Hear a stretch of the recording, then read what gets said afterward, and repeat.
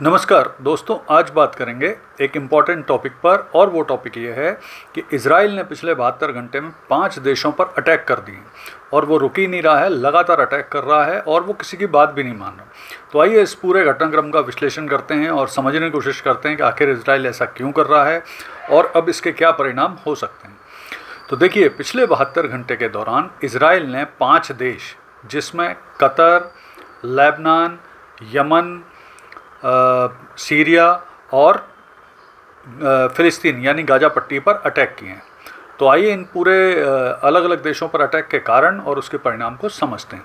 सबसे पहले इजराइल ने कतर पर अटैक किया और उसका कारण था, उनका कहना था कि कतर की जो राजधानी दोहा है उसके अलग अलग क्षेत्रों में हमास के जो लीडर हैं वो मौजूद हैं और वो अलग अलग जगह रहते हैं। तो इस बात को लेकर उन्होंने कतर की जो राजधानी है दोहा उसके 12 स्थानों पर आक्रमण किए। और हालांकि लीडर मारने के बाद जो हमास के लीडर हैं वो तो प्रूफ नहीं हुई है, लेकिन किसी लीडर के एक पुत्र को मारने की बात बताई जा रही है। हालांकि यहाँ पे एक बड़ी विचित्र बात है कि कतर का दावा है कि उसका इजराइल और यूएसओ के साथ लिखित रूप में एक समझौता है जिसमें जो हमास के लीडर हैं उनको ऑफिशियली कतर में रहने की अनुमति दी गई थी कि कभी ज़रूरत पड़ने पर उनके साथ बातचीत की जाए। तो ये दावा कतर कर रहा है और उसके बाद भी अटैक किया गया। यहाँ पर ये चीज़ समझना भी बड़ा इम्पॉर्टेंट है कि जो कतर है वो वहाँ पर जो सेंटकॉम है, अमेरिका की सेंटकॉम सेंट्रल कमांड है, उसका हेडक्वार्टर है। अमेरिका के ही हथियार हैं कतर के पास, फाइटर जेट हैं, अमेरिका का ही डिफेंस सिस्टम पैट्रियट वो यूज़ करते हैं। उसके बाद भी उन पर अटैक किया गया। दूसरा देश है लेबनान।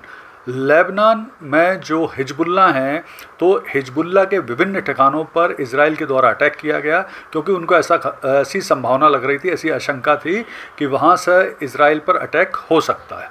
तो इस बात को लेकर उन्होंने अटैक किया। तीसरा देश है सीरिया।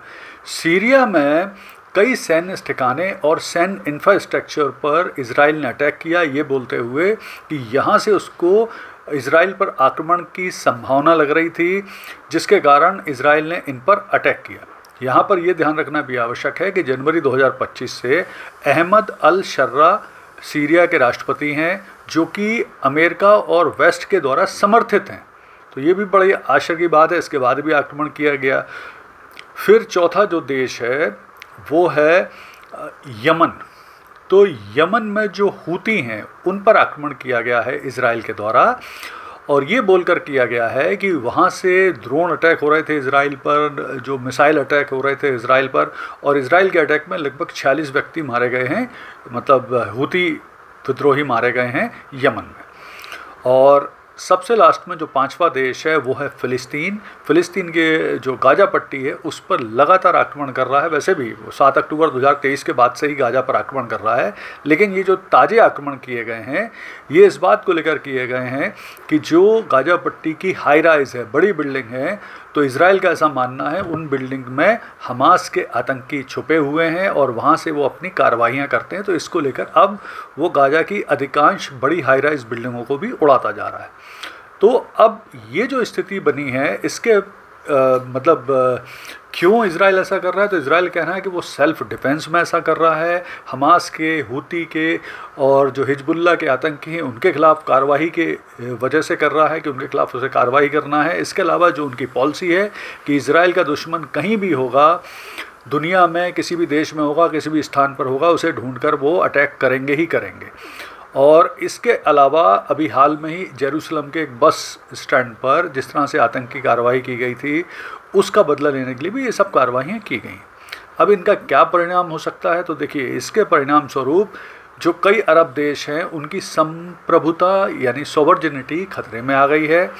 कई देशों ने इसे अपनी संप्रभुता यानी सोवर्जिनिटी का उल्लंघन बताया है और इसको लेकर अंतर्राष्ट्रीय स्तर पर इजराइल के खिलाफ केस करने, कई संधियों के पालन करने के हिसाब से केस वेस करने की बात कह रहे हैं। इसके अलावा कई अरब देश मिलकर एक जॉइंट मीटिंग, अरब इस्लामिक मीटिंग वगैरह बुलाने की बात कर रहे हैं। इसके अलावा इस इजराइल के अटैक से जो गल्फ़ क्षेत्र है इसमें क्षेत्रीय तनाव और बढ़ने की संभावना बन गई है। अमेरिका के गल्फ़ में जो सहयोगी देश हैं, विशेष तौर पर कतर है, सऊदी अरब है, यूएई है, अब वो भी डाउट करेंगे अमेरिका के ऊपर कि अगर ऐसी स्थिति में कि जिन देशों के अच्छे संबंध हैं अमेरिका के साथ, उन पर भी आक्रमण हो सकता है इजराइल का, तो वो भी खतरे में है। तो अमेरिका के प्रति अविश्वास भी बढ़ेगा। फिर अंतर्राष्ट्रीय स्तर पर भी इजराइल की इस कार्रवाई की बहुत आलोचना की गई है, यूएन के द्वारा की गई है, यूरोपियन देशों के द्वारा की गई है, विशेष तौर पर स्पेन के द्वारा तो बहुत ज़्यादा इसकी आलोचना की गई है। और कुल इस घटनाक्रम से एक चीज़ और भी साबित हुई है, अमेरिका पुनः एक अविश्वसनीय पार्टनर यानी अनरिलायबल, नॉन रिलायबल पार्टनर के रूप में साबित हुआ। तो कुल मिला के जो भी ये जो घटनाक्रम हुआ है, इससे अमेरिका की छवि खराब हुई है। इजराइल का तो निश्चित है पावर बढ़ेगा, लेकिन इससे जो गल्फ क्षेत्र में पुनः तनाव बढ़ने, युद्ध बढ़ने, संघर्ष के बढ़ने की संभावना बन गई है। धन्यवाद।